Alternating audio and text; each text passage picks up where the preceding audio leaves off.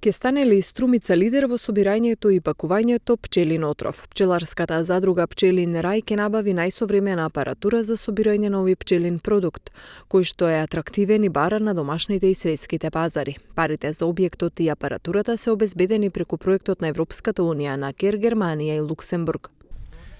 Проектот кој го финансира Европска унија преку КЕР Германија и Луксембург е во износ од 80.000 евра. Дел од тие средства, 53.000 евра се за самиот објект, кој ќе биде со површина од 300 метри квадратни со клучна рака, а останатите средства ќе бидат во апаратура за собирање на пчелин отров. Хит во светот, така го опишуваат овој продукт пчеларите.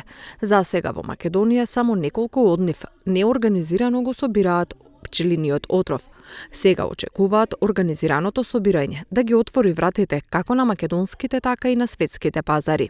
Тоа е моментално хит во светот. Многу се бара на пазарот. Во Македонија се уште не се произведува организирано, го произведуваат неколку пчелари само иницијативно и го продаваат на своја рака без да биде тоа канализирано. Ние се надеваме дека тој пчелин отров ќе биде наш главен производ покрај медот, прополисот, матичниот млеч и останатите пчелни производи. Природен ботокс, лек за остеопороза, кардиоваскуларни и кожни болести, канцер, мозочни удари, епилепсија се само некои од својствата што му се припишуваат на пчелиниот отров или така наречен апитоксин. Апитоксинот во светски рамки наоѓа широка примена и е се популарен. Собирањето е пракса, а фармацевската индустрија го откупува и по 130 американски долари за грам, но бара да има исклучителен квалитет. Во Македонија за сега пчелин отров собираат само 20 на пчелари. На домашниот пазар никој не откупува зашто нема софистицирана опрема за користење.